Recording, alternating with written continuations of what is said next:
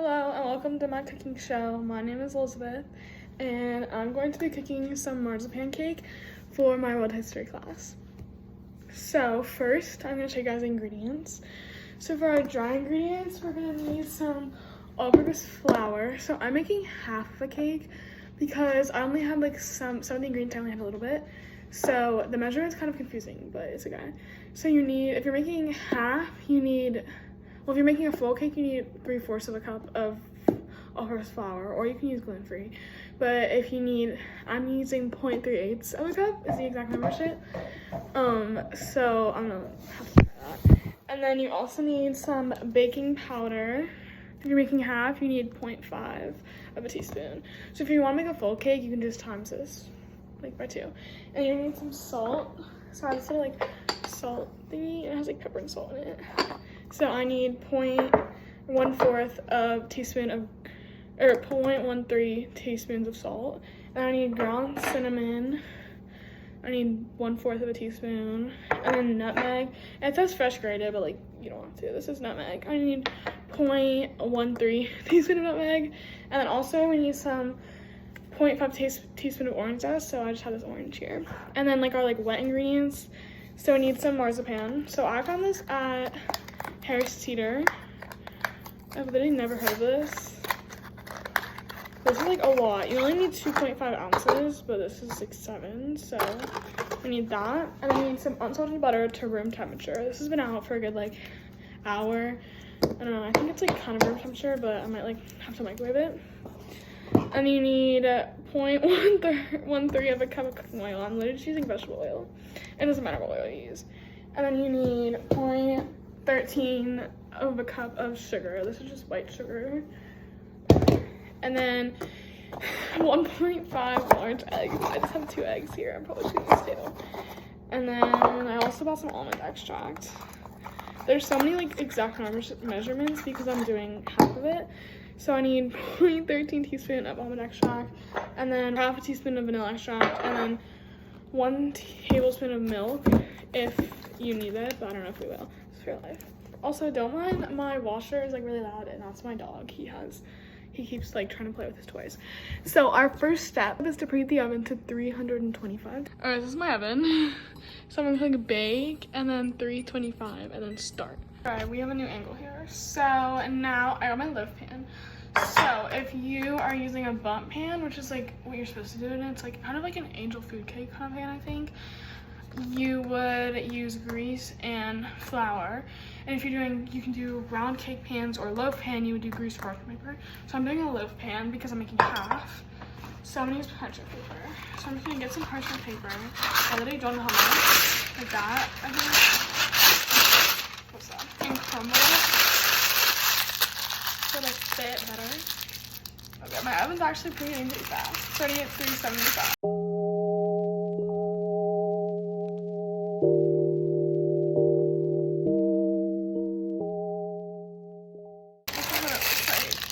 But I'm gonna put, I have some spare oranges, so I'm gonna put them in this so it like, you know what I mean? So like mold the shape like that. So we're gonna put this aside.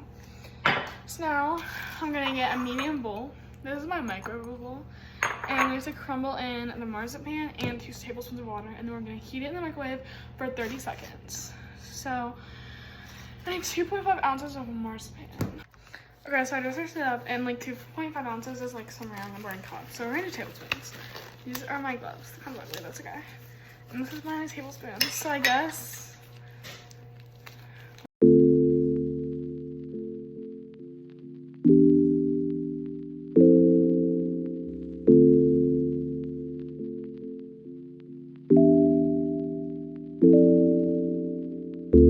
Alright, we just poured 2 tablespoons of water, if you can tell.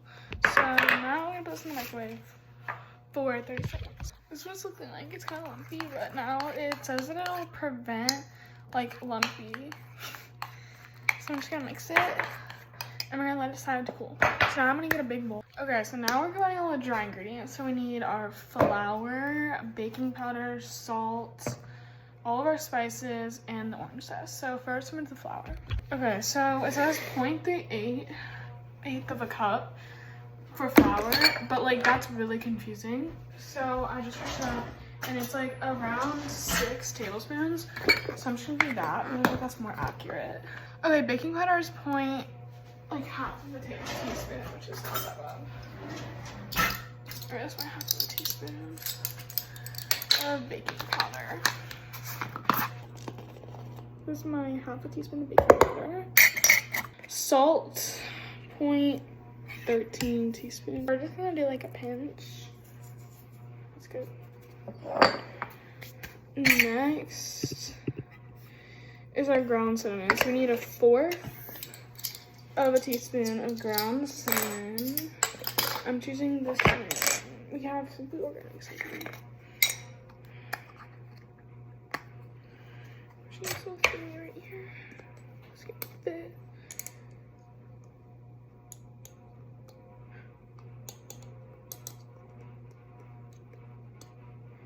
That was really long.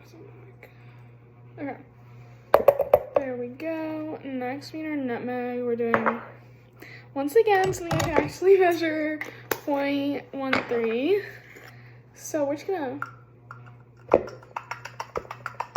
dash. Perfect. So it's kind of like, okay, now we need some orange zest. Let me find my zester.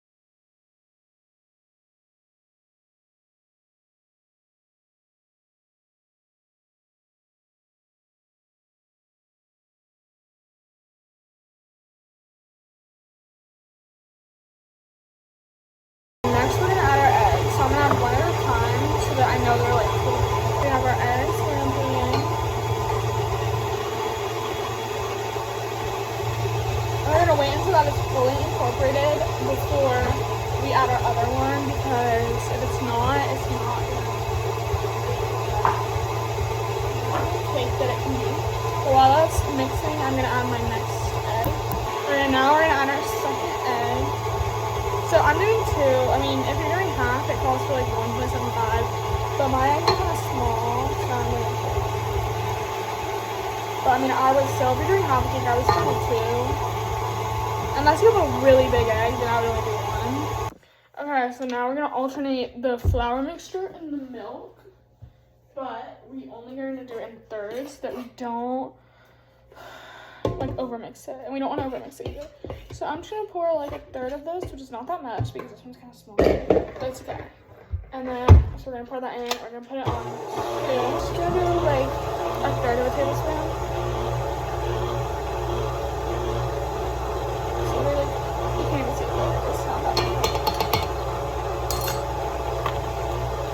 And we're gonna turn it up to 4. Now we're gonna add the next third of our flour, which is like basically all of it. Okay. And then once again, we're gonna start on 2 so the flour doesn't get out of this thingy. And then we're gonna add our third of a tablespoon of milk. This is like definitely challenging because it's only half of this cake, and this cake is like already not that big. But now we're gonna put the last of ours because I turned on 6, so it makes it. Now we're gonna add the last of our flour, and then we're gonna add the last of our milk as well. We're going to attempt to put it in our hands. Picking up the oranges.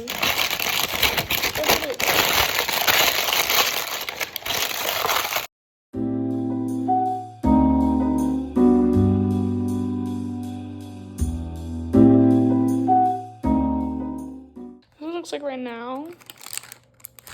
We're gonna place it on the middle rack for 35 to 40 minutes.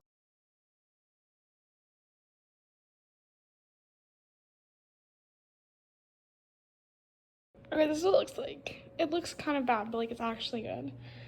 But see how like how funky it is? Okay, it's been sitting for like 10 minutes and I had like half of it. And now to top it off, we're gonna put on some powdered sugar. Just a little bit, and then we're gonna do a little taste test to see how it is. Oh, jeez, that was a lot.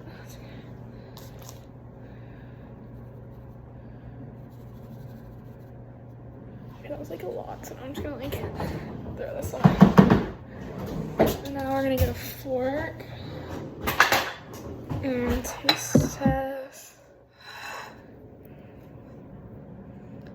I'm like kind of scared.